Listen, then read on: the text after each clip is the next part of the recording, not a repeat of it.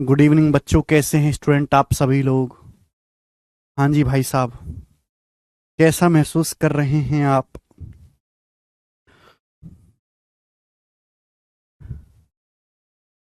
हाँ जी, चलिए शुरू करते हैं प्रॉफिट लॉस। और आज हम इस सेकंड शीट को खत्म कर देंगे, ठीक है ना। आज बीच में लाइट भाग गई थी, इसलिए हमारी 6 बजे वाली क्लास बीच में रुक गई, है ना। लाइट पावर चली गई थी। अगला टाइप, ठीक है मेरे दोस्तों, अगला टाइप आपके सामने आएगा। 39 नंबर सवाल। बोला ही गया कि दो वस्तु की कीमतें 5-8 के अनुपात में है। यदि पहली वस्तु कीमत में X% की वृद्धि होती है, दूसरी में 30% की कमी हुई, तो ए और बी की नई कीमत 17:14 के अनुपात में होगी। एक्स का मान क्या है? बहुत बढ़िया सवाल। बोला है दो वस्तुओं की कीमत 5-8 के अनुपात में, यानी कि पहली वस्तु कीमत 5 है तो दूसरी वस्तु की कीमत 8 है। पहली वस्तु की कीमत में X% की वृद्धि होती है, पहली वस्तु कीमत X% बढ़ती है, दूसरे की कीमत 30% कम होती है। आप बताओ, अगर 8 को 30% कम करोगे तो कीमत कितनी रह जाएगी? 8 का 70% 5.6। अगर 8 को 30% कम कर दोगे तो कीमत, 8 का 30% 2.4, 8 को 2.4 कम कर दोगे कीमत कितनी हो जाएगी? 5.6। बोला है, अब दोनों जो वस्तुएं हमारी ए और बी, उनकी कीमत का रेशियो 17:14 हो गया। अब ए और बी की कीमत का रेशियो 17:14 हो गया। भाई यहां पे बी की कीमत कितनी होगी? 5.6। अब 14 की वैल्यू 5.6 है तो 0.4 गुना है, तो 17 की वैल्यू भी 0.4 गुना होनी चाहिए। 17 का 0.4 गुना होता है 6.8। आपसे पूछा एक्स का मान, तो आप ये कह सकते हैं कि वस्तु ए की जो कीमत है 5 से 6.8 होगी। ए की कीमत 5 से 6.8 होगी तो कितनी बढ़ी? 1.8 बढ़ेगी बटे 5। 1/5 20% होता है, 1.8 से गुणा कर देंगे तो 36% आएगा। तो वस्तु ए की जो कीमत है वो 36% बढ़ी है, तो एक्स का मान आ जाएगा 36। डी ऑप्शन सवाल का आंसर है मेरे प्यारे बच्चे। ठीक है, तो ये टाइप बहुत ही ज्यादा आसान है। ऐसा टाइप परसेंटेज में भी था मेरे दोस्तों, क्लियर है? ऐसा टाइप परसेंटेज में भी था। आगे चलेंगे, नेक्स्ट। एक एक सवाल मैं आपको कराऊंगा ऐसे टाइप का। चले एक और सवाल लेंगे ऐसा ही, एक और सवाल लेंगे ऐसा ही। बहुत बेहतरीन जबरदस्त क्वेश्चन है। बोला है दो घड़ियों के सीपी का रेशियो 16:23 है। दो घड़ी हैं, उनके क्रिया मूल्य का अनुपात 16:23 है। यानी कि पहली घड़ी का सीपी अगर 16 है, अगर पहली घड़ी का सीपी 16 है तो दूसरी घड़ी का, अगर पहली घड़ी का सीपी 16 है तो दूसरी घड़ी का सीपी 23 है। बोला पहली घड़ी के कॉस्ट प्राइस को 10% और दूसरी घड़ी को 477 रुपए से बढ़ाया जाता है। अब दोनों घड़ियों के प्राइस का रेशियो 11:20 है। बोला स्टार्टिंग में दूसरी घड़ी का क्या मूल्य था? तो देखो, दूसरी घड़ी का जो भी मूल्य होगा वो 23 का मल्टीपल होगा। आप ऑप्शन से 23 का मल्टीपल चेक कर सकते, ये नहीं है, ये नहीं है, भाई 23 या 69 बचेगा 15, ये भी नहीं है। तो ये ऑप्शन सवाल का आंसर होना चाहिए। एक तरीका तो ये हो गया। दूसरा करने का, दो घड़ी के सीपी का रेशियो 16:3 है। पहली घड़ी का प्राइस 10% बढ़ाया गया। आप बताओ 16 को 10% बढ़ाओगे तो कितना हो जाएगा? 16 का 10% 1.6 होता है। 16 को 1.6 बढ़ाओगे तो पहली घड़ी का प्राइस हो गया 17.6 यूनिट, और दूसरी घड़ी का प्राइस 477 रुपए बढ़ाया गया। दूसरी घड़ी की जो कीमत है वो 477 रुपीज बढ़ाएगी। अब दोनों घड़ियों के क्रिय मूल्य का अनुपात, दोनों घड़ियों के जो सीपी का अनुपात है 11:20 हो गया। अब दोनों घड़ियों के, मेरे प्यारे भाई आप मुझे बताओ, दोनों घड़ियों के सीपी का रेशियो कितना है? 11:20 हो गया। आप बोलोगे हाँ जी सर। अब बताओ 11 की वैल्यू कितनी दी है? 17.6। कितने गुना? 1.6 गुना। 11 कम 11, 11 चिंग 66। तो 20 की वैल्यू भी 1.6 गुना होगी ना। 20 की वैल्यू भी 1.6 गुना होगी, यानी कि 32। यानी कि दूसरी घड़ी का जो प्राइस है ना मेरे दोस्तों, जो सेकंड घड़ी का प्राइस है वो 23 से 32 हो गया। सेकंड घड़ी का प्राइस 23 से 32 हो गया, तो सेकंड घड़ी का प्राइस बढ़ा कितना? 9 बढ़ा। सवाल में 9 की वैल्यू 477 रुपए दी है, कितने गुना? तो आप कहोगे सर 9 पंजे 45, 2 9 27, 53 गुना, 53 टाइम्स, 53 गुना। आप बोलोगे हाँ सर 53 टाइम्स। स्टार्टिंग में दूसरी घड़ी का प्राइस है 23 यूनिट, तो 23 यूनिट का प्राइस भी, 23 यूनिट की वैल्यू भी 53 गुना होगी। अब 23 का 53 गुना कितना आएगा? एंड में 3 तिया 9, एंड में 9 आएगा, 9 ही सवाल का आंसर है। आंसर आ गया जी बी ऑप्शन एकदम करेक्ट बनता है, 1219 रुपीज, है ना। तो मुझे लगता है कि अब आप इस टाइप के सवालों को कर पाओगे। क्या कर लोगे बच्चों? ऐसे टाइप के सवालों को कर लोगे ना। मैंने 2 क्वेश्चन करा दिए, एक में परसेंटेज पूछा था, एक में रुपए में पूछा है। अगला सवाल मेरे दोस्तों ऐसा ही है, काफी फेमस है मेरे दोस्तों, बहुत सारे सवाल आ रखे हैं। बोला 2 वस्तु ए और बी के सीपी का रेशियो 4:5 है। सवाल में बोला गया है कि 2 वस्तु ए और बी हैं, उनके क्रिय मूल्य का यानी कि सीपी का जो अनुपात है वो 4:5 है, 4:5। इन वस्तुओं को बेचने पे दुकानदार ए को 10%, बी को 20% लाभ होता है। दोनों के सेलिंग प्राइस में 960 रुपए का अंतर है, तो दोनों का टोटल सेलिंग प्राइस क्या है? देखो बच्चों, कैलकुलेशन को कम करने के लिए आप यहां पे 0 भी बढ़ा सकते हैं, परसेंटेज आसानी रहेगी निकालने में। भाई 2 वस्तुओं के सीपी का रेशियो 40:50, मैंने 10 से गुणा कर दी, 4:5 को लिख सकते हैं। ए को बेचने से 10% का लाभ होता है।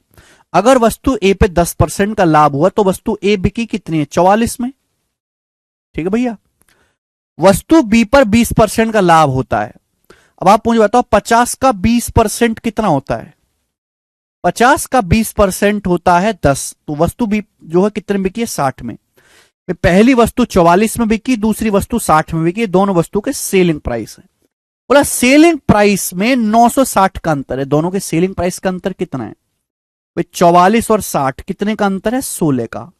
16 की जो वैल्यू है सवाल में वो 960 रुपीज आपको दी है। कितने गुना? 60 टाइम्स, 16 छिकम 96। आपसे पूछा दोनों का टोटल सेलिंग प्राइस, आपसे कॉस्ट प्राइस भी पूछ सकता है, दोनों का टोटल कॉस्ट प्राइस बताओ। दोनों का टोटल सेलिंग प्राइस पूछा है, तो दोनों का टोटल सेलिंग प्राइस होगा 44 + 60, 104 यूनिट। 104 यूनिट की वैल्यू भी 60 गुना होगी, यानी कि आ जाएगा 624, 6240 रुपीज। 6240 रुपीज ही सवाल का एकदम ठीक आंसर है, जो हमारा पहला ऑप्शन ठीक बनेगा। ठीक है, इसी के साथ बच्चों ये वाला टाइप समाप्त होता है, बिल्कुल नेस्तन नाबूद हो गया टाइप। मुझे लगता है कि आप इस टाइप के सवालों को अब कर लेंगे। ठीक है, आगे चलते हैं नेक्स्ट क्वेश्चन की तरफ। सवाल नंबर 42, अगली वैरायटी। भाई 40 का 10% 4 होता है ना, 40 पे 4 का प्रॉफिट कमाएंगे सेकेंड, तो 44 में बिकेगा। 40 को 10% बढ़ाओगे तो 44 ही तो आएगा। अगला टाइप, अगला जो टाइप है सवाल नंबर 42। बेटे ये मैं आपको एलिगेशन में पढ़ा चुका हूं, एलिगेशन में बहुत फेमस टाइप है। 2 सवाल हम ऐसे लेंगे, 2 क्वेश्चन। सवाल नंबर 42 देखो, ए पर्सन बाइस 15 टेबल एंड 26 चेयर फॉर 25,700 रुपए। एक आदमी 15 टेबल्स और 26 चेयर्स खरीदता है 25,700 रुपए में। एक आदमी ने 15 टेबल खरीदी हैं और 26 चेयर खरीदी हैं। पैसा खर्च किया उसने खरीदने में 25,700 रुपए। ही sales the table at 12% profit. उसने टेबल्स को 12% प्रॉफिट पर बेचा। And chair set 19% profit, chairs को 19% प्रॉफिट में बेचा। If is total profit on selling all the tables and chair is 4358। सारी टेबल और चेयर को बेचने से जो उसे टोटल प्रॉफिट हुआ है वो 4358 रुपए है। 4358 रुपीज का उसे टोटल प्रॉफिट हुआ। तो आपसे पूछा है 5 चेयर और 4 टेबल के सीपी क्या है। देखो आप इस सवाल में एलिगेशन भी लगा सकते हैं। वो तो आप पढ़ चुके, लेकिन मैं आपको यहां पे बताऊंगा परसेंटेज ब्रेक मेथड।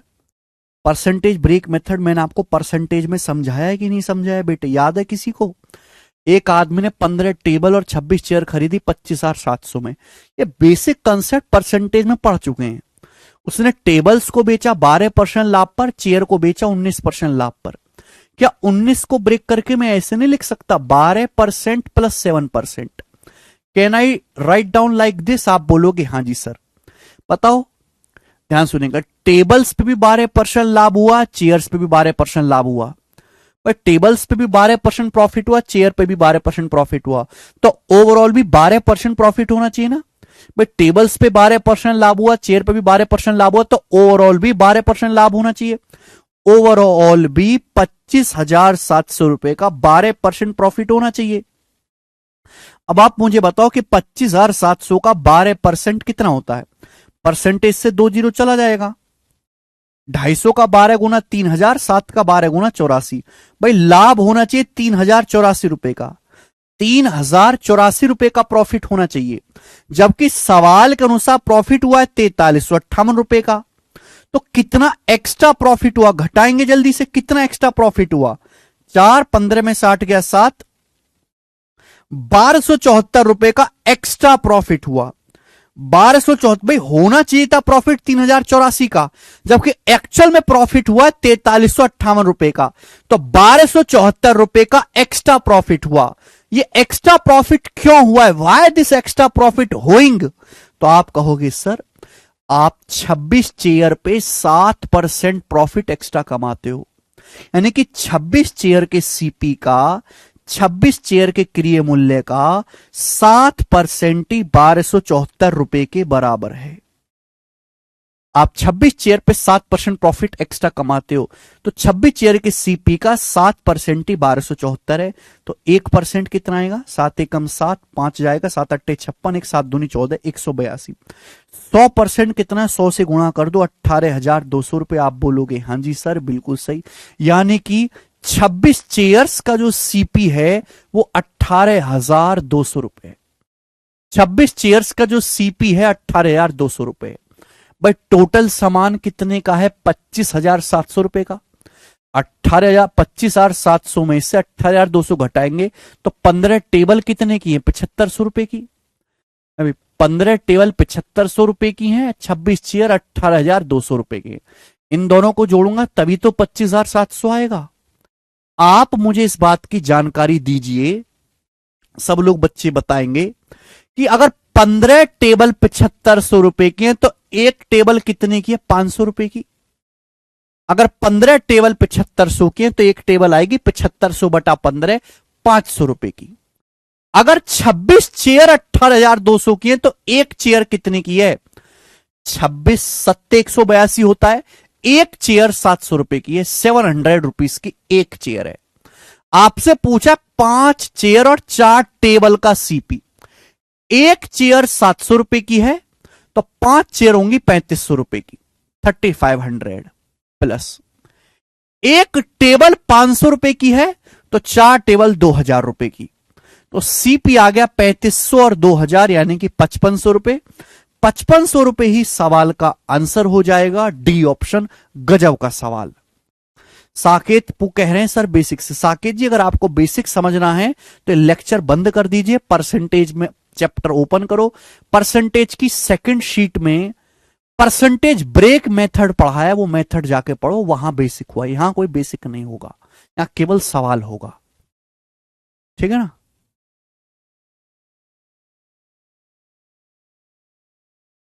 यह सवाल एलिगेशन से भी किया जा सकता है, एलिगेशन से भी मैं बता चुका हूं, एलिगेशन से भी मैं बता चुका हूं। और यहां है परसेंटेज ब्रेक मेथड, दोनों रास्ते हो गए। क्योंकि अनुज आप पढ़ते नहीं। टेबल का प्रॉफिट दे रखा है, चेयर का प्रॉफिट दे रखा है, ओवरऑल प्रॉफिट आप निकाल सकते हो परसेंटेज में। बस एलिगेशन लगाएंगे, टेबल चेयर के सीपी का रेशियो आ जाएगा।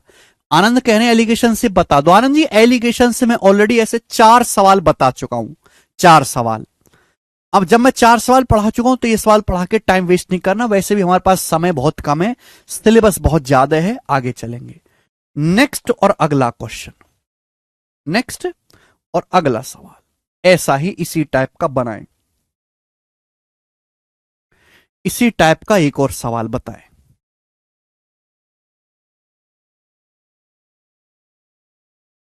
भाई साकेत बिल्कुल हालत खराब है, बहुत जिंदगी खराब कर रहे हो साकेत जी, कुछ नहीं होना, आगे चलेंगे। सवाल है, एक दुकानदार के पास कुल 2600 टॉफी हैं। एक दुकानदार के पास कुल 2600 टॉफी हैं। 910 टॉफी 9.6% लाभ पर बेची, 650 टॉफी 15.6% लाभ पर, 780 टॉफी 14.6% लाभ पर और बाकी टॉफी 13.6% लाभ पर बेची। सवाल में यह लाइन बड़ी खास है कि यदि उसका कुल प्रॉफिट, यदि कुल प्रॉफिट 4056 रुपए है, आदमी का कुल प्रॉफिट 4056 रुपए है, तो प्रत्येक टॉफी की कीमत का पता लगाएं। बेहतरीन सवाल। देखो बच्चों, इस सवाल में आपको टोटल प्रॉफिट दे रखा है कि हमें कुल प्रॉफिट 4056 रुपए का हुआ। अगर मुझे यह पता लग जाए कि आदमी को टोटल प्रॉफिट कितने परसेंट हुआ तो क्वेश्चन सॉल्व हो जाएगा। और टोटल प्रॉफिट परसेंटेज निकालने के लिए क्या लगाएंगे? डेविएशन। ओवरऑल प्रॉफिट परसेंटेज निकालना है। देखो, एक दुकानदार के पास 2600 टॉफी है, कुछ टॉफी इस लाभ पर, कुछ टॉफी इस पर, कुछ टॉफी इस पर, बाकी टॉफी इस पर। तो ओवरऑल प्रॉफिट कैसे निकालेंगे? डेविएशन लगाकर, क्योंकि एलिगेशन तो लग नहीं पाएगा यहां पर। तो बच्चों आप क्या करो, बेस है टॉफी, टॉफी की संख्या का रेशियो ले लो। आप देख पा रहे हैं कि सारी संख्याएं 130 से कट रही हैं। कुल 2600 टॉफी 130 से काटेंगे कितनी बार कट जाएगा? 20 बार। 130 से काटेंगे कितनी बार कट जाएगा? 7 बार। 130 से काटेंगे कितनी बार कटेगा? 5 बार। 13 से कट रही है। 130 से काटेंगे कितनी बार? 6 बार जाएगा। आप मुझे बताओ, यानी कि अगर मैं मान लेता हूं कि कुल टॉफी 20 है, तो 20 में से 7, 5 12, 6 18 बेच दी, तो बची टॉफी कितनी है? 2। टोटल 20 आना चाहिए ना। 7, 5 12, 6 18, 2 20। यानी कि मैंने रेशियो ले लिया। मुझे टॉफियों की एग्जैक्ट संख्या नहीं चाहिए, मेरा काम तो रेशियो से ही हो जाएगा। यानी कि अगर टोटल 20 टॉफी हैं तो उनमें से 7 टॉफी बेची हैं 9.6% लाभ पर, ठीक है। 5 टॉफी बेची हैं 15.6% लाभ पर, ठीक है। 6 टॉफी बेची हैं 14.6% लाभ पर, ठीक है। और बाकी 2 टॉफी जो हैं वो बेची हैं 13.6% के लाभ पर। तो आप मुझे बताओ, इन सारी टॉफियों को बेचने से, टॉफियों को इस अनुपात में ब्रेक किया है, सारी टॉफियों को बेचने से आदमी को ओवरऑल कितने परसेंट का लाभ हुआ? कि आपको कुल लाभ ही दे रखा है, टोटल कितने परसेंट का लाभ हुआ जल्दी से बताइएगा। भैया मैंने आपको सिखाया हुआ है कैसे करना है, आप अपनी मर्जी से कुछ भी मान लो जो आपको पसंद आए। मैंने मान लिया कि माना इन सभी टॉफियों को बेचने से आपको 13.6% का लाभ हुआ। 0.6 में मानोगे तो इजी रहेगा। अब 13.6 की बजाय 14.6 मानो, 15 मानो, 16 मानो, 9.6 मानो, कोई फर्क नहीं पड़ेगा। मैंने मान लिया कि माना इन सभी टॉफियों को बेचने से 13.6% का लाभ हुआ। क्या सिखाया डेविएशन पे? माना 13.6% का लाभ हुआ, हर एक को कंपेयर करो। लेकिन यहां तो 9.6% हुआ है। 13.6 से 9.6 कितना कम है? 4% कम है।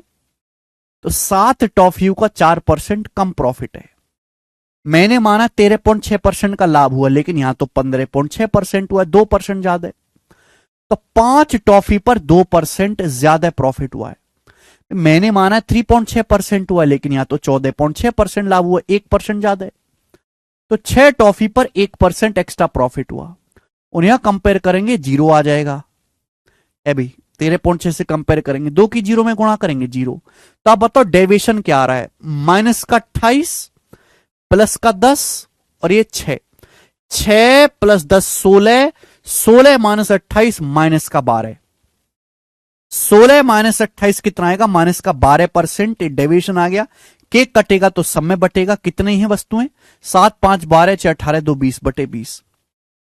12 को जब मैं 20 से भाग दूंगा 0.6 बार जाएगा, 13.6 में से 0.6 घटाएंगे 13%।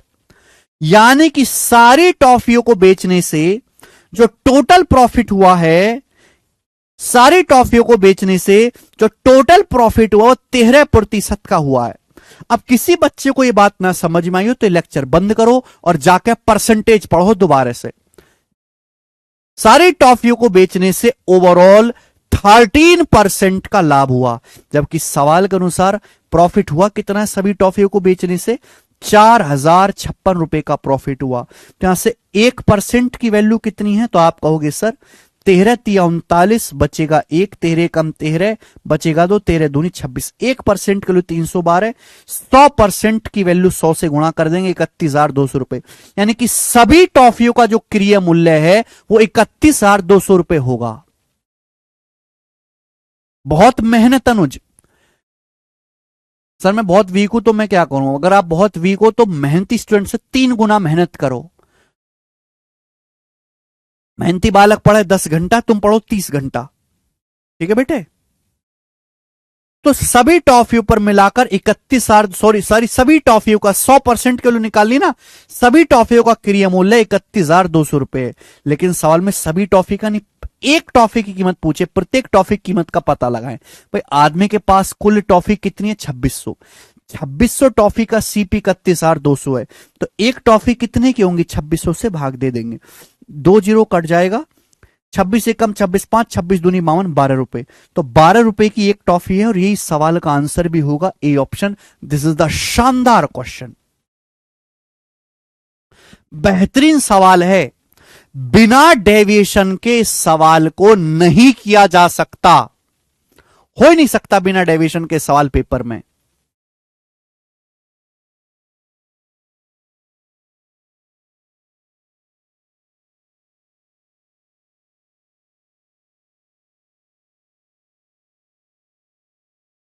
ठीक है, तो देखो मैंने आपको दोनों टाइप के सवाल करा दिए मेरे प्यारे बच्चों, हैं, दो वाला भी और ज्यादा वाला भी। आगे चलेंगे अब अगला टाइप, नेक्स्ट वेराइटी, अगला टाइप। यस, अगला टाइप 44, सवाल नंबर 44। एक ही क्वेश्चन मैं आपको कराऊंगा इस टाइप का। सवाल नंबर 44 करके बताएं इस सवाल का क्या आंसर है, बताओ। नेक्स्ट क्वेश्चन, अगला टाइप बनाएं।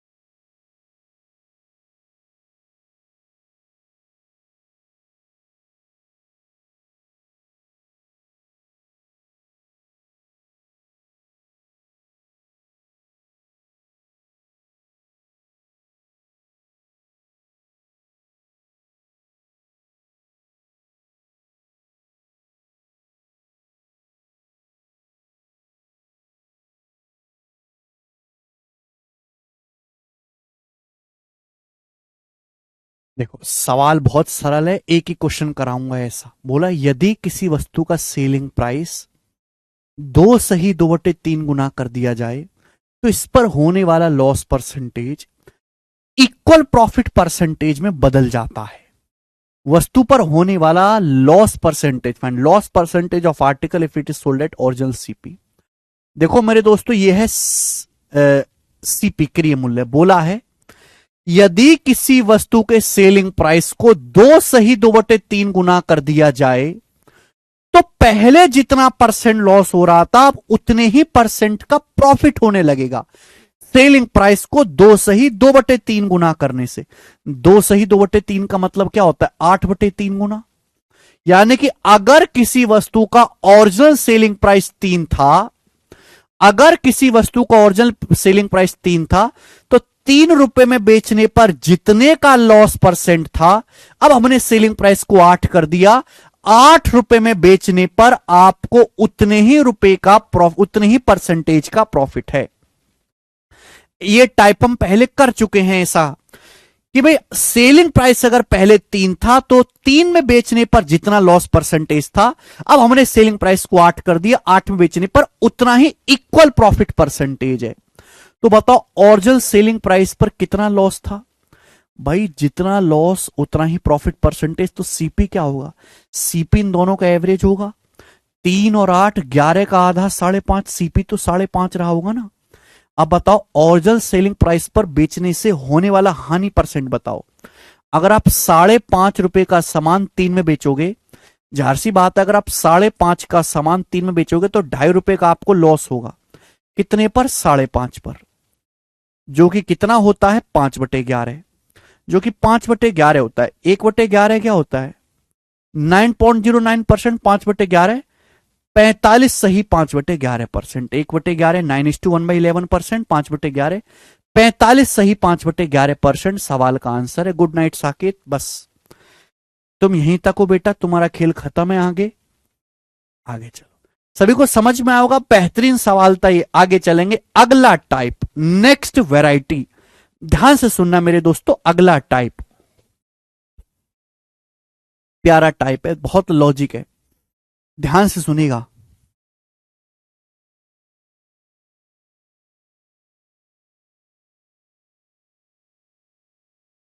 बस एक लॉजिक से मैं सारे सवाल करके बताऊंगा आगे के। देखो ध्यान से सुनिएगा मेरे दोस्तों। आप किसी वस्तु के सेलिंग प्राइस में जितना चेंज करते हो ना, आप किसी वस्तु के सेलिंग प्राइस में जितना चेंज करते हो ना, उस वस्तु पर होने वाले प्रॉफिट या लॉस में भी उतना ही रुपए का चेंज होता है।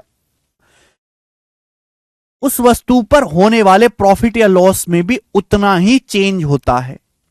जितना सेलिंग प्राइस में चेंज करोगे, उस वस्तु पर होने वाले प्रॉफिट या लॉस में भी उतना ही चेंज होगा मेरे प्यारे भाई। देखो आप बताओ, अगर आप किसी वस्तु का सेलिंग प्राइस 10 रुपए बढ़ा दोगे तो प्रॉफिट भी 10 रुपए बढ़ जाएगा। बढ़ जाएगा। अगर सपोज लॉस हो रहा है, लॉस हो रहा है, अगर आप सपोज किसी सामान को बेचने से नुकसान हो रहा है, अगर आप सामान को सपोज 15 रुपए कम में बेचोगे तो आपका लॉस भी 15 रुपए बढ़ जाएगा। समझ में आया? तो किसी वस्तु के सेलिंग प्राइस में आप जितना चेंज करते हो, प्रॉफिट या लॉस में भी उतने ही रुपए का चेंज आएगा। समझ में आया? ये कंसेप्ट क्लियर है? क्या आपको बोर्ड पे लिखा हुआ ये कंसेप्ट क्लियर हो गया बच्चों? कमेंट्स में बताओ मुझे। अरे सकट सकट भाई, तुमको क्लियर हो गया? तेजवीर, बहुत बेसिक कंसेप्ट है कि किसी वस्तु के विक्रय मूल्य में आप जितना परिवर्तन करोगे, उस वस्तु पर होने वाले प्रॉफिट या लॉस के अमाउंट में भी उतने ही का चेंज आएगा। ये पेन को मैं बेच रहा हूं, पेन को बेचने से मुझे फायदा हो रहा है। अगर मैं पेन को 10 रुपए ज्यादा में बेचने लगूं, इसका सेलिंग प्राइस 10 रुपए बढ़ा दूं, तो मेरा प्रॉफिट भी 10 रुपए बढ़ जाएगा। ठीक है? बहुत सिंपल सी बेसिक सी बात है, कॉमन सेंस। अब इस पर बेस सवाल, इस पर बेस सवाल लेंगे। सवाल है आपके सामने 45। ये बताओ, ये जो क्वेश्चन आपके सामने स्क्रीन पर है, ये इंटेलिजेंस ब्यूरो के पेपर का सवाल है 2021 का, आईबी के पेपर का। बनाए बेटे, क्या आंसर है सवाल का? बोला है एक शॉपकीपर नुकसान पे एक प्रोडक्ट बेचता है, एक शॉपकीपर कुछ नुकसान पर एक प्रोडक्ट बेचता है, ठीक है। If you reduce the selling price of the product by 5%, his loss increases by 4%। बोला है यदि वह प्रोडक्ट का सेलिंग प्राइस 5% कम करता है तो उसका नुकसान 4% बढ़ जाता है। तो आपसे पूछा किस नुकसान पर वह प्रोडक्ट बेचता है। ध्यान सुनिएगा, सवाल में साफ साफ बताया कि एक दुकानदार नुकसान पर कोई सामान बेच रहा है। बोला है यदि सामान के सेलिंग प्राइस को 5% कम किया जाए तो उसका प्रॉफिट 4% बढ़ जाएगा। जाहिर सी बात है, अगर सामान को बेचने से नुकसान हो रहा है, आप सामान को और सस्ता कर दो तो आपका लॉस और बढ़ जाएगा। मैंने मान लिया कि सामान का जो सेलिंग प्राइस है वो एसपी है, सामान पर जो होने वाला लॉस है वो एल रुपए है। मैंने मान लिया एक वस्तु का, एक प्रोडक्ट का सेलिंग प्राइस एसपी है, उस पर होने वाला लॉस एल है। हमने सेलिंग प्राइस को 5% कम किया। सेलिंग प्राइस को कितना किया? विक्रय मूल्य को 5% कम किया। सेलिंग प्राइस हमने कम किया, उसी की वजह से हमारा नुकसान 4% बढ़ जाता है। लॉस कितना बढ़ जाता है? लॉस 4% बढ़ जाता है। तो ये बराबर होना चाहिए भाई। सेलिंग प्राइस में जो चेंज है वही लॉस में भी चेंज होगा। सेलिंग प्राइस को 5% कम किया, लॉस 4% बढ़ गया, दिस शुड बी इक्वल। तो यहां से वस्तु के सेलिंग प्राइस और उस पर होने वाले लॉस का रेशियो क्या आ गया? परसेंट कट जाएगा, 5 उधर चला जाएगा, 4/5 ये आ गया मेरे दोस्तों लॉस। आप बोलोगे हाँ जी सर। आपसे पूछा वह अपने सामान को कितने % लॉस पर बेच रहा है। आप किसी सामान को 4 रुपए में बेचते हो और आपको 5 रुपए का नुकसान होता है। आप किसी सामान को 4 रुपए में बेचते हो, आपको 5 रुपए का नुकसान होता है, तो सामान का क्रय मूल्य क्या रहा होगा? जवाब दीजिएगा। ये पेन मैंने 4 रुपए में बेचा, मुझे 5 रुपए का नुकसान हुआ, तो ये पेन मैंने 5×4 9 रुपए में खरीदा होगा। 9 रुपए में 9 रुपए पे 5 का नुकसान होगा, तभी तो 4 में बिकेगा। यानी कि लॉस आ गया 5/9। 5/9 क्या होता है? 1/9 11.11%, 5/9 55.55%। सवाल का आंसर है सी ऑप्शन। इससे बेहतरीन तरीका इस सवाल को करने का पूरी दुनिया में नहीं है। एक और सवाल ऐसा ही करके बताएं। करो बेटे जरा सवाल। सवाल नंबर 46 बनाएं। इस सवाल को करने में बहुत सारे बच्चे गलती करेंगे। मेरा कंसेप्ट ध्यान से सुनिएगा। कंसेप्ट क्या पढ़ा है कि सेलिंग प्राइस में चेंज बराबर प्रॉफिट या लॉस के अमाउंट में चेंज। किसी वस्तु के विक्रय मूल्य में जितना परिवर्तन करोगे, उस वस्तु पर होने वाली लाभ या हानि में भी उतना ही परिवर्तन होगा। अगला सवाल, सवाल नंबर 46। सवाल ये कहा गया है, अगर सेलिंग प्राइस की कीमत 5 गुना हो जाती है तो प्रॉफिट 700% बढ़ जाता है। इनिशियल प्रॉफिट परसेंटेज ज्ञात करें। बहुत बढ़िया। अगर सेलिंग प्राइस की कीमत 5 गुना हो जाती है तो प्रॉफिट 700% इंक्रीज हो जाता है। इनिशियल प्रॉफिट परसेंटेज ज्ञात करें। ध्यान से सुनिएगा मेरे दोस्तों, बहुत प्यार से। बोला गया अगर सेलिंग प्राइस की कीमत 5 गुना हो जाती है, सेलिंग प्राइस 5 गुना हो जाता है, तो इसका मतलब क्या हुआ? सेलिंग प्राइस 5 गुना होने का मतलब यह है कि सेलिंग प्राइस 4 गुना बढ़ा। अगर आपका सेलिंग प्राइस पहले एसपी था तो सेलिंग प्राइस एसपी से 5 एसपी हो गया, 5 गुना। सेलिंग प्राइस 5 गुना हो गया, एसपी से 5 एसपी हो गया, तो सेलिंग प्राइस कितना बढ़ा? 4 एसपी। सेलिंग प्राइस अगर 5 गुना हुआ तो सेलिंग प्राइस कितना बढ़ा? 4 एसपी बढ़ा, 4 टाइम्स बढ़ा। अगर हमने सेलिंग प्राइस को 5 गुना किया है तो सेलिंग प्राइस 4 टाइम्स बढ़ा है। प्रॉफिट कितना बढ़ा? 700%। वस्तु पर होने वाला प्रॉफिट कितना बढ़ा? 700%। अगर वस्तु का प्रॉफिट पी है तो प्रॉफिट बढ़ा कितना? 700%। 700% मतलब 7। यानी कि अगर वस्तु पे प्रॉफिट पहले पी था तो पी का 700%, 700% मतलब 7 गुना बढ़ गया। देखो दोनों में फर्क है। सेलिंग प्राइस 5 गुना हो गया, इसका मतलब सेलिंग प्राइस 4 गुना बढ़ा। प्रॉफिट डायरेक्ट दे रखा है कि प्रॉफिट 700% बढ़ा। अगर प्रॉफिट पी रुपए का है वस्तु पे, तो पी का 700% कितना होता है? 7 गुना। प्रॉफिट पी का 7 गुना बढ़ गया, तो मैंने क्या किया? सेलिंग प्राइस में चेंज बराबर प्रॉफिट में चेंज बराबर कर दिया। तो वस्तु के सेलिंग प्राइस और उस पर होने वाले प्रॉफिट का रेशियो क्या आ गया बेटा? 7/4। यानी कि अगर आप किसी सामान को 7 रुपए में बेचते हो तो आपको 4 रुपए का फायदा होता है। अगर आप किसी सामान को 7 रुपए में बेचते हो तो आपको 4 रुपए का फायदा होता है। तो सामान का क्रय मूल्य क्या रहा होगा? मैंने इस पेन को 7 रुपए में बेचा, मुझे 4 का फायदा हुआ, तो मैंने पेन 7 से 4 कम 3 में खरीदा होगा। मैंने पेन 3 रुपए में खरीदा होगा, 3 पे 4 का प्रॉफिट कमाओगे तब 7 में बिकेगा। तो प्रॉफिट कितना आ गया बेटा? प्रॉफिट आ गया 1 + 1/3। 1 का मतलब 100%, 1/3 33.33%। तो वस्तु का लाभ 133.33% है, ना कि 150%। गलत है बेटा, इस सवाल का आंसर 133.33% है। ये सवाल एक ही स्टेप का है बेटा, ये एक स्टेप का, लेकिन ये शॉर्टकट ही बच्चों को पता नहीं, कंसेप्ट ही पता नहीं है। आशीष कह रहे हैं सर अगर प्रॉफिट इंक्रीजेस टू 7% होता, इंक्रीजेस टू 100% का मतलब होता आशीष जी कि प्रॉफिट पी रुपए से 7p हो गया, तो हम प्रॉफिट में बढ़ा कितना? 6p, तो हम 6p लिखते हैं आशीष।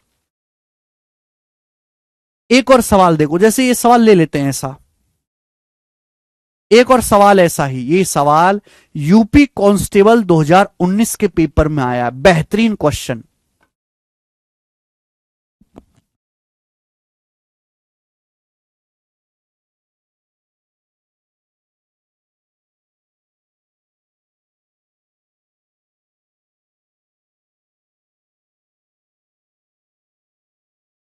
सवाल यह है कि अगर सेलिंग प्राइस 3 गुना हो जाए तो प्रॉफिट 5 गुना हो जाता है। प्रॉफिट ज्ञात करें, परसेंटेज, प्रॉफिट परसेंटेज ज्ञात करें। सेलिंग प्राइस 3 गुना हो गया तो सेलिंग प्राइस बढ़ा कितना? अगर हमने सेलिंग प्राइस को एसपी से 3SP कर दिया तो सेलिंग प्राइस बढ़ा कितना? 2 टाइम्स। प्रॉफिट 5 गुना हो गया। प्रॉफिट 5 गुना होने का मतलब प्रॉफिट अगर पहले पी था तो 5p हो गया, तो प्रॉफिट बढ़ा कितना? 4 टाइम्स। प्रॉफिट 4 गुना बढ़ा। तो यानी कि वस्तु के सेलिंग प्राइस और इसके वस्तु प्रॉफिट का रेशियो क्या आएगा? 4/2, 2:1। इसका मतलब यह है कि अगर आपने किसी सामान को 2 रुपए में बेचा है तो आपको 1 रुपए का फायदा हुआ। आपको 1 रुपए का फायदा हुआ, सामान आपने 2 रुपए में बेचा, तो सीपी भी क्या होगा? 1 रुपए। 1 रुपए पे 1 रुपए का प्रॉफिट होगा तब 2 रुपए में बिकेगा। तो प्रॉफिट कितना आ गया? 1/1 100%। वस्तु का जो प्रॉफिट है वो 1/1 100% है। बात आई समझ में?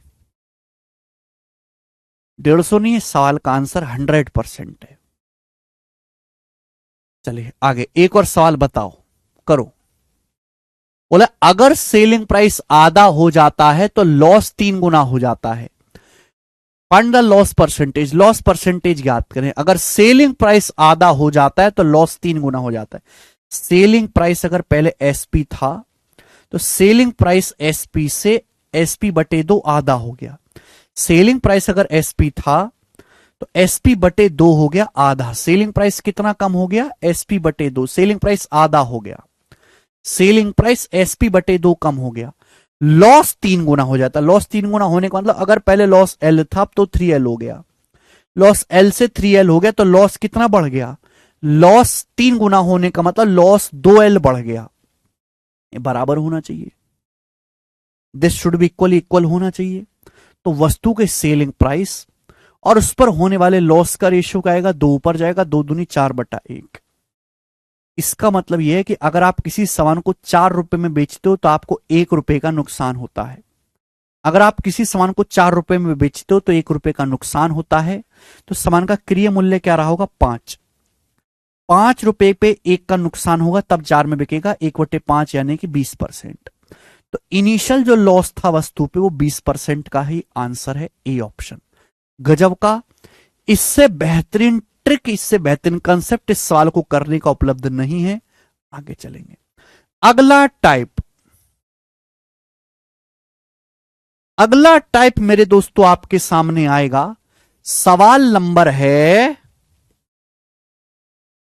49 और ये इस सीट का लास्ट टाइप है। बताओ बच्चों इस सवाल का आंसर क्या आएगा? नेक्स्ट और लास्ट टाइप बनाएं।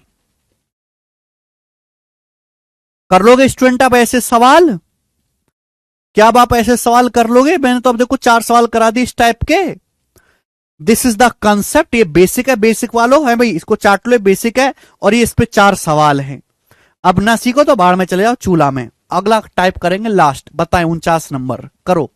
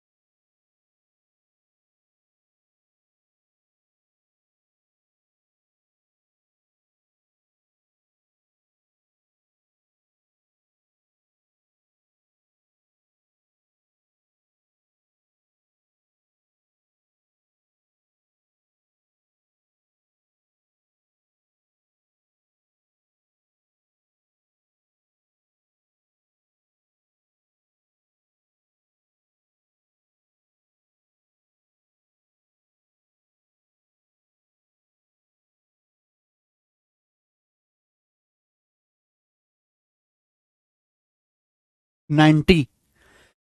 देखो ये वाला जो सवाल है मैं आपको बेसिक से भी बताऊंगा, लेकिन ये सवाल आपको पेपर में हमेशा इस टाइप के क्वेश्चन ऑप्शन से करने हैं।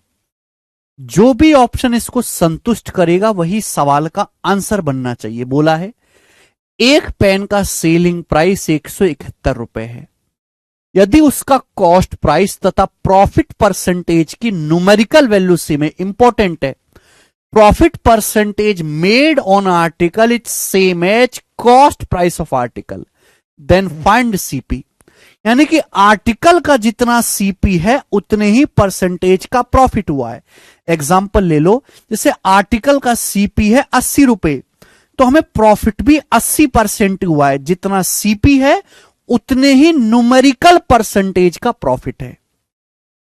सेलिंग प्राइस 171 है, तो आंसर ऐसा ऑप्शन होगा जिसमें सेलिंग प्राइस 171 आता हो। देखो ये दोनों तो आंसर कभी हो ही नहीं सकते। क्यों? अगर जैसे मैंने 75 मान लिया कि माना वस्तु का सीपी 75 है, तो प्रॉफिट भी 75% होना चाहिए। अगर मैं 75 पे 75% प्रॉफिट ऐड करूंगा तो दशमलव में चला जाएगा, डेसिमल में कभी भी 171 नहीं आने वाला। ये तो होगा नहीं आंसर। मैं 90 मानता हूं। अगर मैंने मान लिया कि वस्तु का सीपी 90 है तो प्रॉफिट भी 90% होना चाहिए। अब 90 का 90% कितना होता है? 81। 9 में 81, 90 में 81 जोड़ूंगा तो 171 सेलिंग प्राइस आ जाएगा। बिल्कुल सेटिस्फाई हो गया, यही आंसर है। सी ऑप्शन, ये हो गया, बात खत्म। ऐसे सवालों को हमेशा ऑप्शन से बनाएं, जल्दी होंगे, एक स्टेप में आंसर आ जाएगा। बेसिक क्या है ऐसे सवालों को करने का, एक्स मान के करना पड़ेगा कि माना वस्तु का सेलिंग प्राइस एक्स है। अगर किसी वस्तु का सेलिंग प्राइस एक्स है, आपने सामान को 171 रुपए में बेचा, तो आपको प्रॉफिट कितना हुआ है? एक्स रुपए का सामान 171 में बेचा तो प्रॉफिट कितना हुआ है? इंटू 100%। प्रॉफिट क्या होता है बेटा? Selling price minus cost price बटे कॉस्ट प्राइस इंटू 100%। सवाल में यह बोला गया कि जितना वस्तु का क्रय मूल्य है उतने ही परसेंटेज का, वस्तु का क्रय मूल्य अगर एक्स है तो प्रॉफिट भी एक्स परसेंटेज है। अगर सीपी एक्स है मेरे प्यारे भाई, मैंने वस्तु के सीपी को एक्स माना, तो प्रॉफिट भी एक्स परसेंट है। बराबर होना चाहिए, ये इक्वल होना चाहिए। यहां परसेंटेज कट जाएगा तो यहां से बनेगी एक क्वाड्रेटिक इक्वेशन। उस क्वाड्रेटिक इक्वेशन को आप सॉल्व करेंगे द्विघात समीकरण को, तो जाके आंसर आएगा। तो ये जो लाइन आपके सामने स्क्रीन पर लिखी हुई है, इसको जब आप सॉल्व करेंगे तो आपका उत्तर आएगा द्विघात समीकरण बना के। उतना टाइम हमारे पास है नहीं, हम बिजी आदमी हैं, तो हम ऐसे सवाल को, इस टाइप को ऑप्शन से उड़ाएंगे, है ना। कई सवाल प्रीवियस ईयर में इस टाइप पे आ रखे हैं। एक और सवाल ये बताएं आप, सवाल नंबर 50 करो बेटे।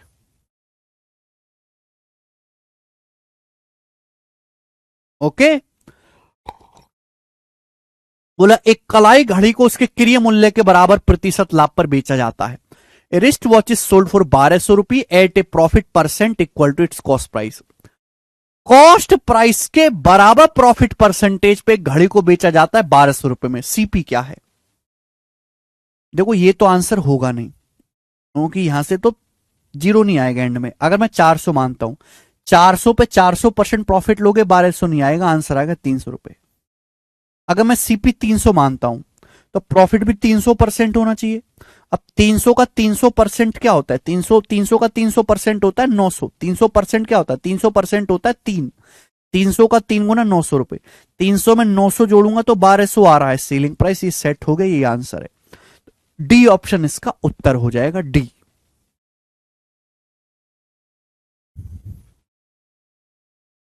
तीन सौ का 300% 900, 300 पे 900 का प्रॉफिट, 1200 का बिकेगा सामान।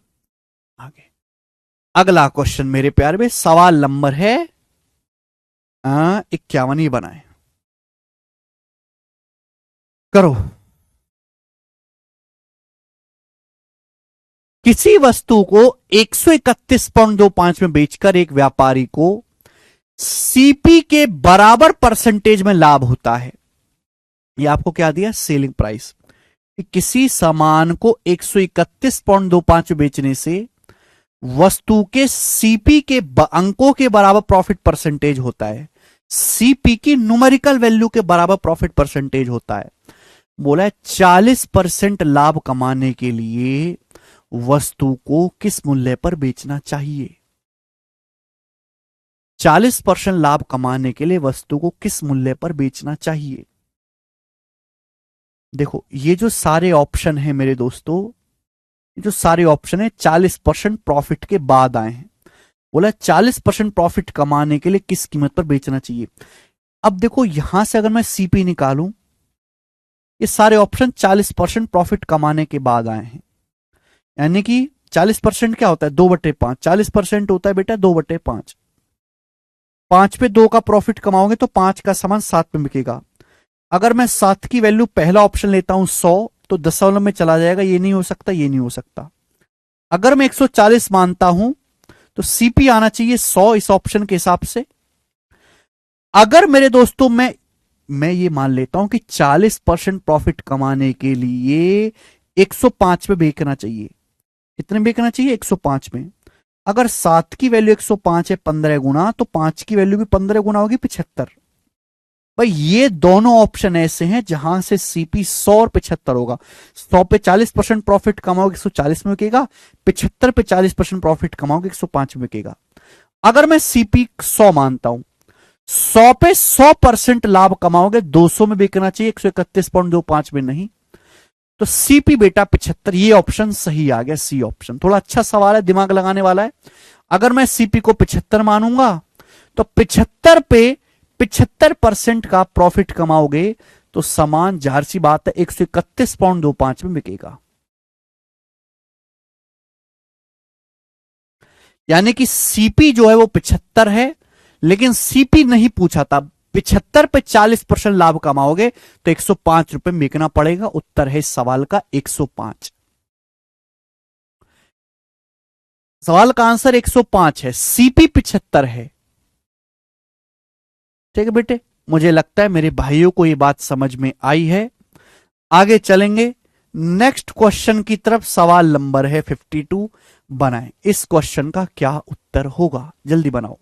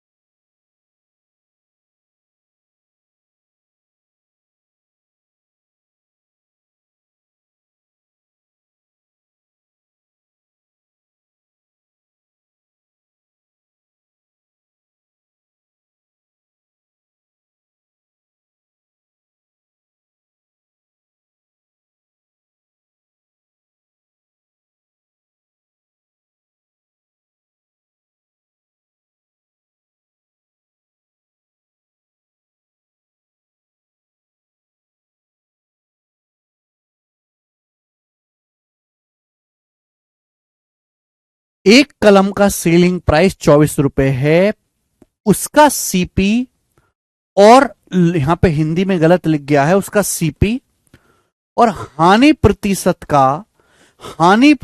का संख्यात्मक मान सेम है। तो सीपी क्या है? देखो, लॉस वाले सवाल के ना दो आंसर आते हैं। मैंने आपको क्या बताया था कि ऐसे सवाल को जब हम सॉल्व करते हैं तो क्वाड्रेटिक इक्वेशन बनते हैं, द्विघात समीकरण, और क्वाड्रेटिक इक्वेशन के दो आंसर आएंगे, यहां पे दोनों के दोनों पॉजिटिव आएंगे। अब जैसे मेरे प्रिय दोस्तों बोला, एक वस्तु का सेलिंग प्राइस 24 रुपए है और जो लॉस परसेंटेज है वो सीपी के बराबर है। तो सीपी क्या होगा? देखो, अगर 24 रुपए में बेचने पर लॉस हो रहा है तो सीपी तो 24 से ज्यादा होगा ना। 24 से ज्यादा, देखो ये दोनों तो कभी आंसर हो ही नहीं सकते। अगर मैं मानता हूं 30 रुपए, भाई 30 रुपए पे 30% का लॉस होगा, 30 पे 30% का लॉस होगा तो सामान तो 21 में बिकेगा, यानी कि ये भी गलत है। तो ये ऑप्शन सही हो गया। भाई अगर 60 पे 60% का लॉस होगा तो सामान कितने में बिकेगा? 24 में। 40 पे 40 का 40% 16 होता है, 40 पे 40 का लॉस होगा तो सामान तब भी 24 में बिकेगा। तो सी ऑप्शन सेटिस्फाई कर रहा है, ये आंसर हो जाएगा। अंकित जी 30-70 सेटिस्फाई नहीं कर रहा, शिविंदर ना 80-20 कर रहा है। भाई 20 पे 20% का लॉस लोगे तो सामान तो 16 में बिकेगा, 24 में कहां बिका? ठीक है। अनुज कह रहे हैं हेलो सर, मोटिवेशन दिया करो हर क्वेश्चन के बाद। वाह, अनुज कह रहा सर मोटिवेशन दिया करो हर क्वेश्चन के बाद। वाह बेटे वाह, अभी दो तेरे मोटिवेशन। तेरी एस्थेसी का मोटिवेशन मारू मैं, कचरा मोटिवेशन। मोटिवेशन लेंगे ये। चिलगूजा जैसी शकल, जेब में 10 रुपया ना, इज्जत 2 कौड़ी की और मोटिवेशन चाहिए इनको। इतना कुछ काफी नहीं तुम्हारे लिए मोटिवेशन के लिए?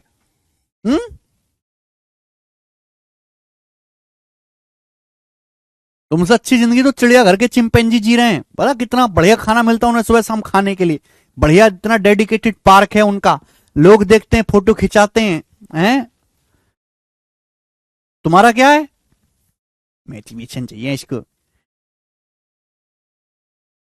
किसी वस्तु का सेलिंग प्राइस 272 है, यदि प्रॉफिट परसेंटेज कॉस्ट प्राइस का 3 गुना है तो कॉस्ट प्राइस ज्ञात करें।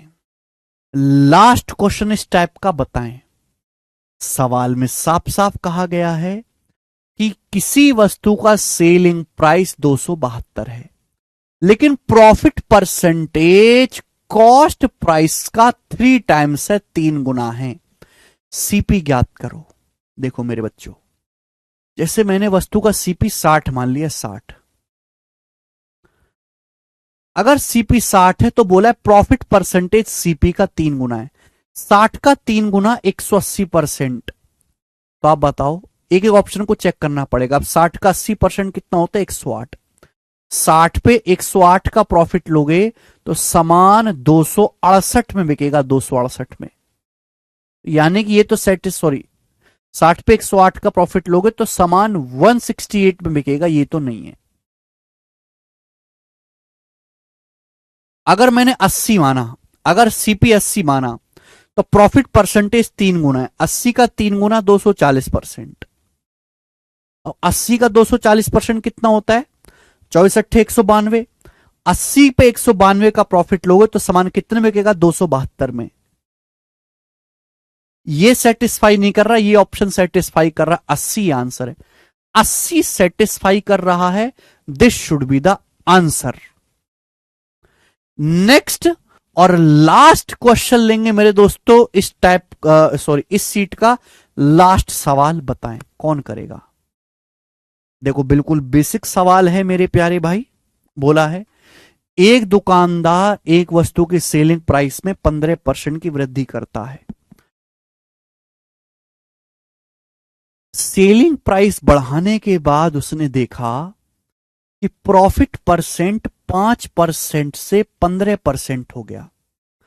प्रॉफिट 5% से 15% हो गया।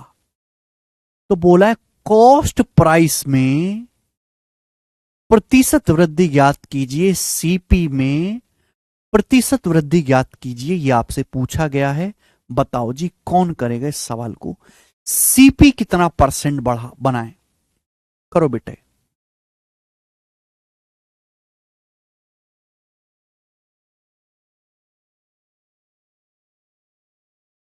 यह सवाल बहुत शानदार है। ये जो क्वेश्चन आपके सामने दिखाई दे रहा है, ये सीपीओ 2022 के पेपर का क्वेश्चन है। और सेम लैंग्वेज का सवाल अलग डाटा पे 3-4 बार आया है 2022 में। बोला एक वस्तु के सेलिंग प्राइस में 15% की वृद्धि की जाती है। सेलिंग प्राइस बढ़ाने के बाद देखा कि पहले प्रॉफिट 5% था, अब प्रॉफिट 15% हो गया। तो सीपी यानी कि लागत मूल्य को कितना परसेंट बढ़ाया गया? देखो मेरे प्यार, ध्यान से सुनेगा। ये वस्तु का सीपी है, ये एसपी है। लॉजिकली सोचो। वैसे तो आप इस सवाल को 100 मान के बना सकते हैं, पर मैं लॉजिकली बताने की कोशिश कर रहा हूं। ये वस्तु का सीपी है, ये एसपी है। पहले वस्तु पे 5% का लाभ था, अब वस्तु पे 15% का लाभ है। ये वस्तु का सीपी है, ये एसपी है। पहले कितना लाभ था वस्तु पे? पहले वस्तु पे 5% का प्रॉफिट था, यानी कि सेलिंग प्राइस जो है वो कॉस्ट प्राइस से 5% ज्यादा था। अब हमने सेलिंग प्राइस को 15% बढ़ाया। ये जो सेलिंग प्राइस है ना मेरे दोस्तों, मैंने इस सेलिंग प्राइस को 15% बढ़ाया। जब सेलिंग प्राइस को 15% बढ़ाया तो अब जो हमारा सेलिंग प्राइस है वो ये हो गया। हमने सेलिंग प्राइस को 15% बढ़ाया तो प्रॉफिट भी मेरे दोस्तों ध्यान से सुनिएगा, हमने सेलिंग प्राइस को 15% बढ़ाया, अब प्रॉफिट भी 15% हो गया। प्रॉफिट भी 15% हो गया। तो कॉस्ट प्राइस में प्रतिशत वृद्धि ज्ञात कीजिए। ध्यान सुनिएगा, हमने सेलिंग प्राइस को 15% बढ़ाया, अब प्रॉफिट भी 15% हो गया, यानी कि अब मैं सामान को इतने रुपए में बेच रहा हूं और मुझे 15% का लाभ है। लॉजिकली सुनेगा, जो बच्चा समझ जाएगा वो मजा आ जाएगा उसको। बोलो, एक दुकानदार ने वस्तु का सेलिंग प्राइस 15% बढ़ाया। सेलिंग प्राइस बढ़ाने के बाद ये देखा कि पहले प्रॉफिट 5% था, प्रॉफिट 15% हो गया, यानी कि पहले सेलिंग प्राइस कॉस्ट प्राइस से 5% ज्यादा था। अब हमने सेलिंग प्राइस को 15% बढ़ाया, तो ये जो न्यू सेलिंग प्राइस है ये है न्यू एसपी। ये जो सेलिंग प्राइस को जो मैंने 15% बढ़ाया है ये न्यू सेलिंग प्राइस है। अब इस नए सेलिंग प्राइस पे 15% का लाभ हो रहा है। नए सेलिंग प्राइस पे हम 15% का लाभ हो रहा है, 15% का, यानी कि हमारा न्यू कॉस्ट प्राइस होगा। ये हमारा न्यू सीपी बन गया होगा बेटा ये हो गया न्यू सीपी, ये हो गया न्यू एसपी, ये है 15% वृद्धि। नए कॉस्ट प्राइस पे 15% बढ़ाया गया, तभी तो सामान न्यू सेलिंग प्राइस में बिका 115 एसपी पे, यानी कि पहले सीपी जो भी था, पहले जो एसपी था वो अब के लिए सीपी बन गया। पहले का जो सेलिंग प्राइस था वो अब देखो, अब जो प्रॉफिट है 15% है, अब नया जो सेलिंग प्राइस है ये है, तो ये नया कॉस्ट प्राइस रहा होगा, तो पहले जो सेलिंग प्राइस था वो अब के लिए कॉस्ट प्राइस बन गया। तो कॉस्ट प्राइस को कितना बढ़ाया गया है, सीपी से 5% जो है बढ़ा दिया गया है। तो आंसर जो होगा इस सवाल का डी ऑप्शन होगा। गजब का सवाल। ठीक है, एक बार फिर से इसको रिपीट करके देखेगा तो आपको समझ में आ जाएगा। इसी के साथ मेरे प्यारे भाई ये शीट पूरी तरीके से समाप्त होती है, प्रॉफिट लॉस की सेकंड शीट। मैं आगे चलूंगा प्रॉफिट लॉस चैप्टर की तीसरी और आखिरी शीट, और इस शीट में 61 क्वेश्चंस है। प्रॉफिट लॉस चैप्टर की तीसरी और आखिरी शीट आपके सामने आएगी। शुरू करते हैं मेरे प्यारे बच्चों भगवान का नाम लेके। टाइप 1 बताएं क्या उत्तर है।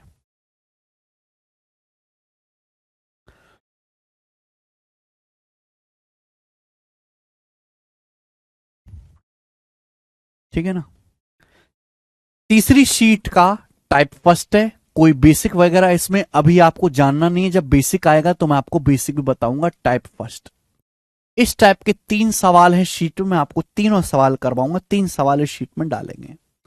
पहला टाइप, एक आदमी 500 आर्टिकल खरीदता है 5 रुपए पर आर्टिकल के हिसाब से। He fixes the selling price such that, वो सेलिंग प्राइस इस हिसाब से फिक्स करता है कि केवल 400 आर्टिकल बेचने से ही उसे 20% का प्रॉफिट हुआ ऑन द आउटले। केवल 400 वस्तु बेचते ही उसे 20% का लाभ हो सका। हालांकि 80 आर्टिकल खराब हो गए और वह इस मूल्य पर, इस दाम पर केवल 420 वस्तु ही बेच पाया। उसका कुल प्रॉफिट परसेंटेज ज्ञात करें। देखो मेरे प्यारे, एक आदमी ने 500 वस्तु बनाई 5 रुपए पर आर्टिकल के हिसाब से, इसकी कोई जरूरत नहीं है। एक आदमी ने 500 आर्टिकल बनाए, तो 500 आर्टिकल बनाने में जो उसका खर्चा आया होगा वो 100% आया होगा, है कि नहीं भाई। आदमी किसी सामान को बनाने में जो भी पैसा खर्च करता है वो उसका सीपी होता है। तो एक आदमी ने 500 वस्तु बनाई और उन 500 वस्तु को बनाने में सपोज 100% का खर्चा आया, लेकिन उसने प्राइस इस प्रकार से रखा है, इस प्रकार से बेचा है कि 400 वस्तुओं को बेचने से ही, 400 वस्तुओं को बेचने से ही मेरे दोस्तों ध्यान सुनिएगा, 500 वस्तु एक आदमी ने बनाई और 100% का खर्चा आया, लेकिन उसने बेचा इस प्रकार से कि 400 वस्तु को बेचने से ही उसे 20% का लाभ हो गया।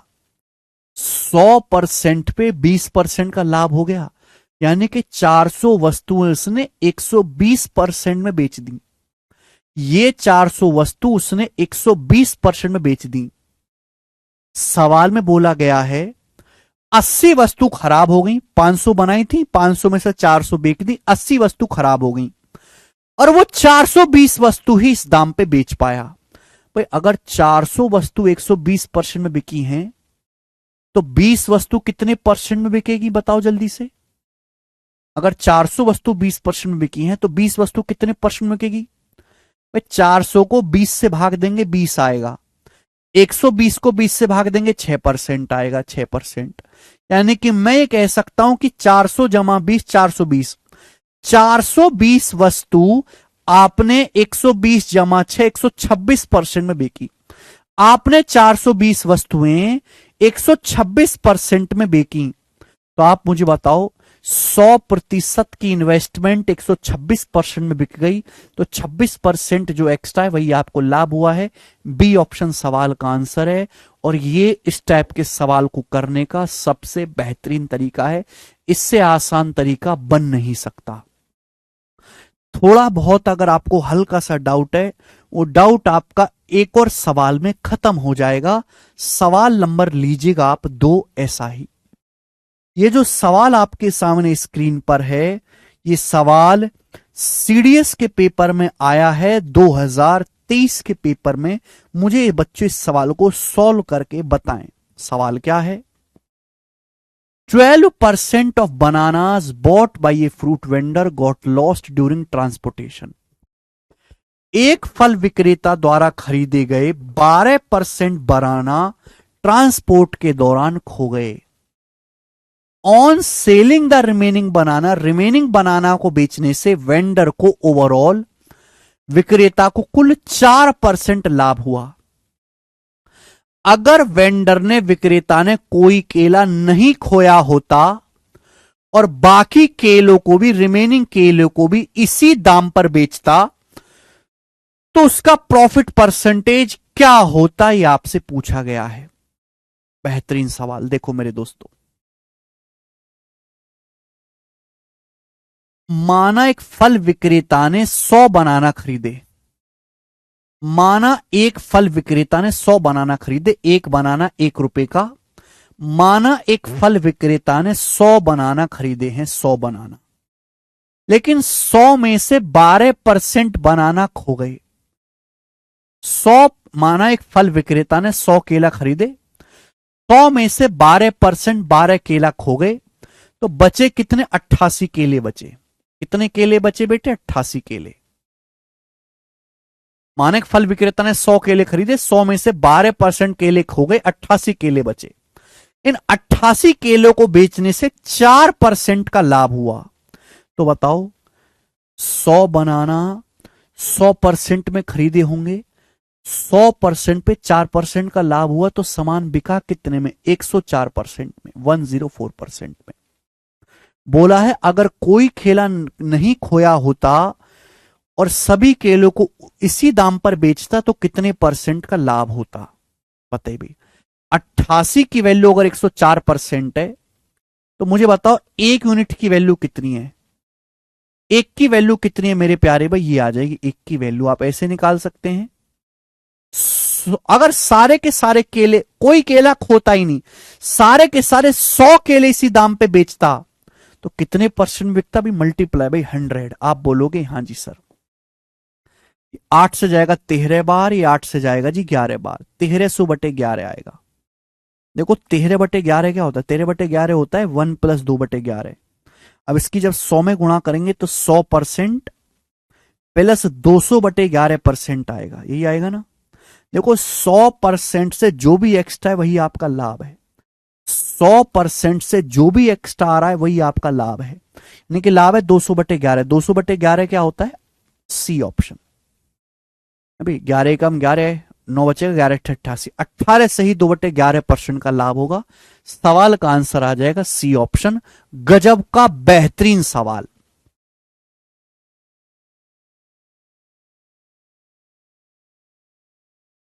अट्ठारह से ही 2/11%।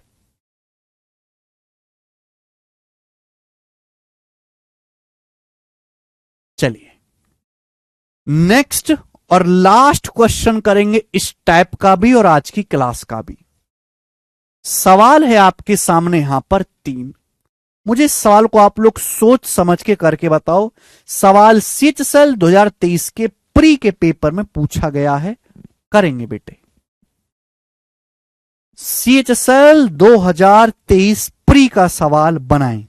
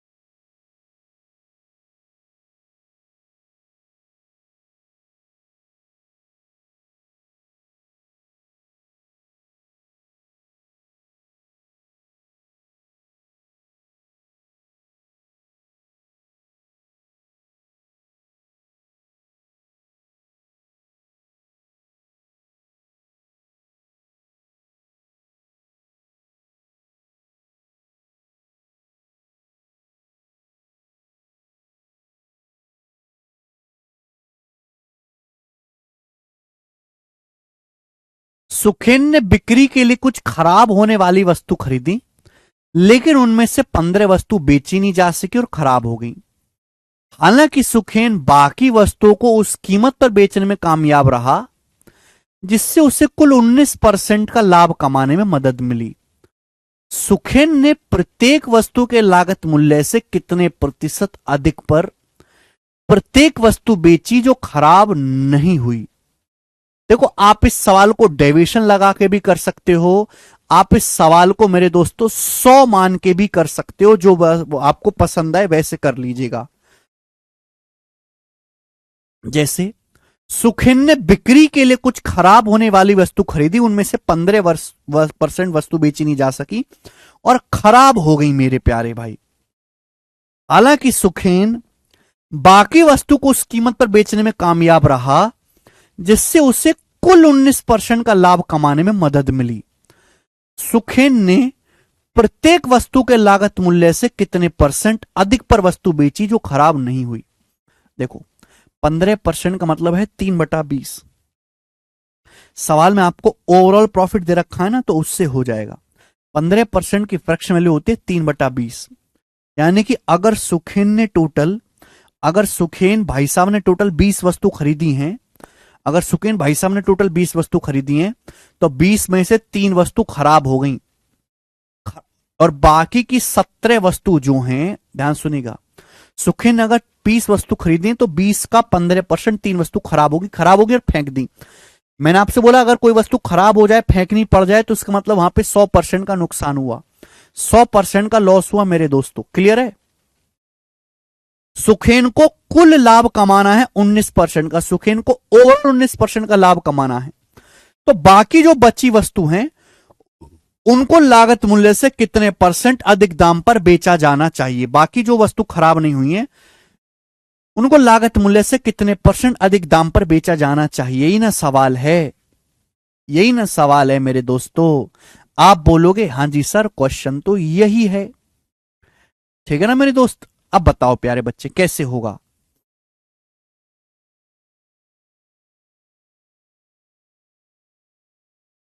जल्दी से बताइएगा फटाफट। देखो कोई वस्तु, जैसे मैंने पेन खरीद के लाया 5 रुपए का, मेरा 5 रुपए का पेन खराब हो गया तो मुझे कितना नुकसान हुआ, 1/1 100% का नुकसान हुआ। तो कोई वस्तु खराब हो जाती, सड़ जाती तो 100% नुकसान हुआ। 3 वस्तु पे 100% नुकसान हुआ, बाकी को कितने % अधिक मूल्य पर बेचना चाहिए कि ओवरऑल 19% का लाभ हो।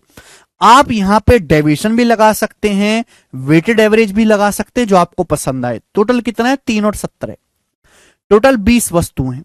20 वस्तुओं पर 19% लाभ होना चाहिए 380, टोटल 380 आना चाहिए। यहां कितना हुआ माइनस का 300, टोटल कितना होना चाहिए 20 वस्तु पर 19% लाभ होना चाहिए 380, लेकिन यहां तो माइनस का 300 है, तो यहां कितना लोगे बेटा 680% का लाभ। 680 680 में माइनस का 300 जोड़ोगे तभी टोटल 380 आ पाएगा। तो 680% लाभ होना चाहिए 17 वस्तु पर बटे 17, तो 17 चौक 68 यानी कि 40%। तो बची वस्तु को 40% अधिक मूल्य पर बेचना चाहिए। सवाल का आंसर ए ऑप्शन है। इसी के साथ ही समाप्त हो जाता है, बात खत्म, ठीक है। तो आज की क्लास को हम यहीं पर विश्राम करते हैं। इसके आगे के टाइप्स हम कल की क्लास में पढ़ेंगे। बाय।